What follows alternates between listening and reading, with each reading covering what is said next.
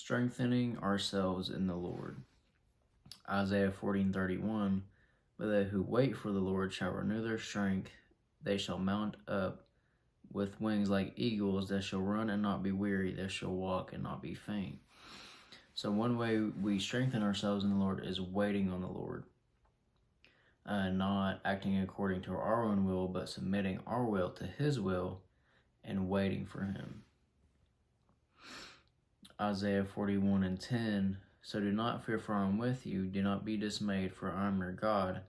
I will strengthen you and help you. I will uphold you with my righteous right hand. All who rage against you will surely be ashamed and discouraged. Those who oppose you will be as nothing and perish. Though you search for your enemies, you will not find them. Those who wage war against you will be as nothing at all. For I am the Lord your God, who takes hold of your right hand and says to you, do not fear, I will help you. Do not be afraid, O worm Jacob, O little Israel, for I myself will help you, declares the Lord, your Redeemer, the Holy One of Israel. See, I will make you into a threshing sledge, new and sharp, with many teeth. You will thresh the mountains and crush them, and reduce the hills to chaff. You will winnow them, and wind will pick them up, and a gale will blow them away. But you will rejoice in the Lord, and glory in the Holy One of Israel. The poor and needy search for water, but there is none. Their tongues are parched with thirst, but the Lord will answer them. I, the God of Israel, will not forsake them. So the Lord will never forsake us or leave us. He will strengthen us, and He will help us, and He will hold us. He will hold us up. He will see us through. But our strength doesn't come from ourselves. When we rely on our own strength, that's when we tend to lose. That's when we tend to give into temptation and lose our battles, when we give in and rely on our own strength. But He is the one who strengthens us. So we need to depend fully on Him and trust in Him. And He will strengthen us, and He will not let us perish. He will not let us faint. He will give us our strength. Our strength comes from Him and Him alone. Philippians 4:13. I can do all things through Christ who strengthens me. So we can do all things through Him who strengthens us. Not us, not on our own strength, but relying fully on Him who strengthens us.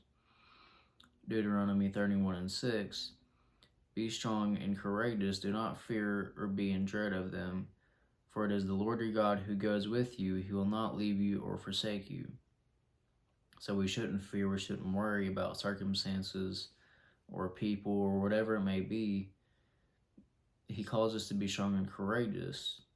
For it is the Lord who goes with you, and He will never leave or forsake us. He is right there in the fire. He is that fourth man in the fire. Even when we seem like we're alone, when it seems like the Lord does not hear us, even when we don't see it, we don't feel it, He is still working. He is still with us. We are never alone. 1 Chronicles 6:11. Seek the Lord in His strength. Seek His presence continually.